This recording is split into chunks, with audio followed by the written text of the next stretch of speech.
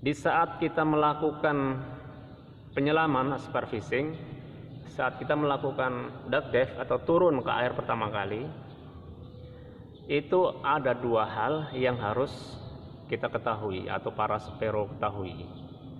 Nah, yang pertama apa? Karena ini sangat berpengaruh dengan daya tahan napas kita nanti di dalam air.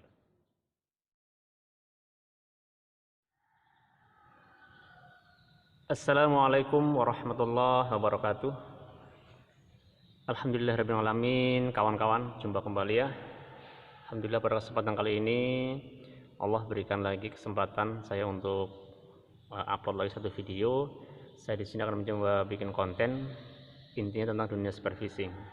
Tapi sebelumnya semoga kawan-kawan semua ya, termasuk saya dan siapapun dimanapun berada, selalu dalam keadaan sehat walafiat dan selalu diberikan perlindungan dan selalu diberikan kelancaran dalam hal rezeki, dalam hal apapun lah dalam aktivitas sehari-hari. Dan oke teman-teman, sekedar informasi, dalam beberapa akhir-akhir ini, dalam 1 bulan ini kalau tidak salah ya, saya jarang sekali bikin konten. Sekarang di kondisi di laut, angin agak kencang, jadi otomatis air keruh. Jadi saya libur dulu superfishingnya. Nah, makanya di sini saya ada kesempatan, saya akan gunakan untuk sedikit bincang-bincang sama teman-teman ya, sedikit ngobrol, tapi intinya insya Allah obrolan yang sedikit bermanfaat, yang berkaitan dengan aktivitas atau dunia superfishing. Oke teman-teman, sekitar 4 bulan yang lalu kalau tidak salah, saya di situ sudah bikinkan suatu konten tentang tips dan trik tahan nafas selama di dalam air. Dan di situ ada 2 episode ya, ada 2 part. Part yang pertama tentang teori dan dilanjutkan dengan video part keduanya langsung praktek di kolam renang. Nah, di situ bagi teman-teman yang belum lihat atau baru mampir di channel saya, bisa cek nanti di channel saya dengan judul tips dan trik tahan nafas selama dalam air. Oke, langsung teman-teman ya. Di sini kontennya adalah saya hanya ingin melanjutkan di video saya dulu itu tentang tips tahan nafas. Nah, jadi di video dulu saya yang part pertama itu hanya secara teori saja menjelaskan teknik tahan nafas. Terus dilanjutkan dengan part yang kedua, praktek langsung di kolam renang. Nah, di situ sudah kita saksikan bersama-sama. Dan saya di sini video sekarang saya akan mencoba melanjutkan sesi dari kedua video saya tersebut yang dulu itu. Di saat kita melakukan penyelaman superfishing, saat kita melakukan duck dive atau turun ke air pertama kali, itu ada 2 hal yang harus kita ketahui atau para spero ketahui. Nah, yang pertama apa? Karena ini sangat berpengaruh dengan daya tahan napas kita nanti di dalam air. Yang pertama adalah faktor dari gerak badan kita, jadi faktor gerak. Nah, yang kedua adalah faktor psikologis atau psikis. Nah, ini dua-duanya harus kita kuasai. Karena apa? Yang mampu mengurangi kadar oksigen di badan kita adalah ya 2 hal ini. Kalau tidak gerakan, ya psikologis atau mental. Kalau salah satu dari kedua ini kita tidak bisa berhasil mendapatkannya, ya bisa dipastikan kita tidak akan secara bisa maksimal menahan nafas lebih lama di dalam air. Apalagi dua-duanya ini kita tidak dapatkan, ya sudah cepat sekali kita naik lagi ke permukaan. Jadi saya akan perjelas satu persatu. Dari yang pertama kali adalah gerakan. Jadi saat kita melakukan superfishing, menyelam, usahakan semaksimal mungkin kita bisa meminimalisasi gerakan badan kita, entah kaki, entah tangan. Yang jelas kita gunakan tenaga seperlunya saja untuk menggerakkan badan kita. Selebih itu jangan kita banyak gerak, karena itu akan menguras oksigen kita, energi kita, otomatis kita bisa cepat bernapas kembali. Itu yang pertama. Terus yang kedua, faktor psikologis. Nah, walaupun kita sudah mengurangi banyak gerakan, tapi kalau psikologi kita tidak kita jalankan dengan baik, kita jaga dengan baik, maka sama saja itu akan menguras energi yang lebih besar. Contoh seperti apa psikologis yang dimaksud? Psikologis yang dimaksud adalah rasa takut, rasa cemas, rasa was-was. Itulah psikologi yang saya maksud. Jadi para penyelam atau para spero saat melakukan penyelaman atau aktivitas superfishing, usahakan psikologi kita, mental kita harus kita atur dengan baik. Kita harus selalu merasa senang, merasa tenang, merasa bahagia, dan nikmatilah apa yang sedang kita jalankan di bawah air. Prinsipnya adalah dimanapun kita berada, anggaplah semua itu kita adalah sahabat kita. Anggap semuanya adalah sahabat kita dan teman kita. Kita berada di air, berarti anggaplah semua apapun yang ada di air adalah sahabat kita, teman kita. Air sahabat kita anggap sahabat kita. Dan aneka ragam yang ada di bawah laut sahabat kita. Maka dengan hal seperti itu kita akan menjadi tenang, jiwa kita tenang, kita akan menjadi rileks. Dan dengan adanya rileks dan ketenangan itu, maka daya tahan nafas kita akan bisa menjadi lebih lama daripada kita panik.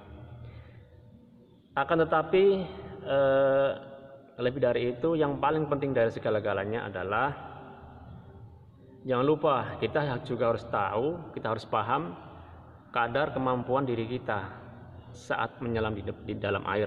Maksudnya begini, walaupun kita sudah melakukan 2 tips ini, tapi kalau kita tidak kontrol tentang kemampuan diri kita di bawah air, ini juga bahaya juga.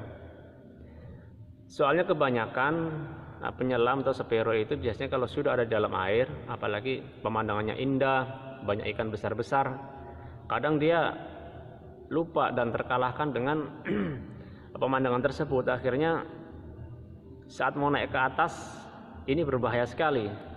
Nah, bisa jadi daya tahan nafasnya tidak sampai ke permukaan.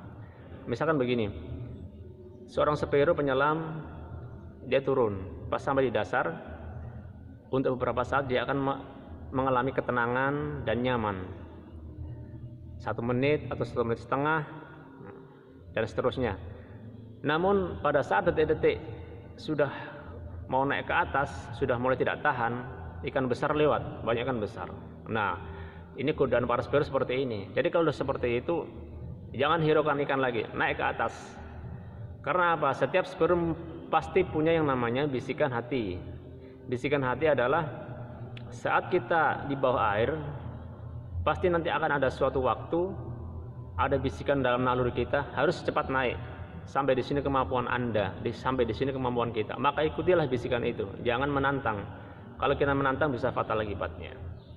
Jadi bisikan naluri itu adalah bisikan yang timbul, yang datang untuk memerintahkan kepada otak kita dari hati suatu kode, sampai di sini tentang ketahanan dari fisik kita. Jadi buru-buru kita ambil tindakan, kita naik ke atas.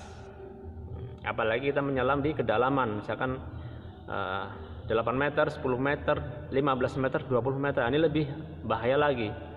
Harus benar-benar pintar dan paham memperhitungkan waktu. Di bawah sampai naik ke atas butuh waktu beberapa detik, 5 detik, 10 detik, 15 detik, 20 detik, dan seterusnya. Dan ini harus benar-benar bisa diperhitungkan oleh para spero tersebut. Tapi kalau sudah spero handal, saya rasa ini sudah dikuasai semua, jadi tidak perlu dibahas lagi. Tapi di sini saya hanya membahas untuk diri saya pribadi terutama, dan umumnya buat teman-teman yang masih belajar ini ya, free dive atau superfishing. Jadi pesan saya itu saja teman-teman ya. Kesimpulannya adalah dalam video kali ini saya hanya ingin berbagi tentang tips bagaimana apa yang harus kita lakukan setelah kita melakukan penyelaman saat-saat awal untuk mempertahankan daya tahan nafas kita bisa bertahan lebih lama. Yaitu tadi, saya ulang lagi. Yang pertama, minimalkan gerak badan kita secukupnya saja. Terus yang kedua, jaga psikologi kita, jaga mental kita agar tetap tenang, tetap rileks, tetap bahagia, dan tetap nyaman. Nah, kalau dua-duanya kita bisa jalankan semua, insya Allah latihan kita selama ini bisa kita jalankan dan bisa kita aplikasikan di lapangan atau di laut secara langsung, insya Allah akan berhasil dengan maksimal. Karena apa? Tentang mental psikologis. Ini ada juga pakar yang mengatakan ya, pakar free dive ini. Kalau tidak percaya nanti bisa dicek teman-teman di situs-situs banyak itu, media-media. Mereka mengatakan begini para pakar. Jadi salah satu cara untuk meningkatkan, menambah daya tahan nafas kita waktu di dalam air adalah dengan cara pikirkanlah sesuatu yang membuat Anda bahagia. Ini saja, simpel sekali. Pikirkan sesuatu yang bisa membuat Anda bahagia, membuat hati Anda bahagia. Entah itu impian Anda, khayalan Anda, atau dan lain-lain lah. Intinya Pak Karim mengatakan jangan buat pikiran Anda itu takut, semeruwet, was-was, cemas, jangan. Pikirkan sesuatu yang membuat hati Anda bahagia, rileks, dan nyaman. Maka ini akan bisa menambah daya tahan nafas kita. Nah, ini pakar yang mengatakan ya, saya kopas. Oke teman-teman, mungkin hanya itu yang bisa saya sampaikan. Tetap jaga keselamatan, mengingat ini superfishing atau free dive adalah olahraga yang sangat ekstrim ya. Sebenarnya olahraga yang sangat berbahaya, tapi apabila kita melakukannya dengan penuh kehati-hatian, penuh perhitungan, dan tentunya sebelumnya dengan pelatihan atau dengan memahami tata caranya, insya Allah akan lebih aman. Dan lebih penting lagi dari semuanya itu adalah sebelum kita melakukan aktivitas superfishing, free dive atau aktivitas apapun, jangan lupa awali dengan berdoa, minta perlindungan kepada Allah Subhanahu wa taala.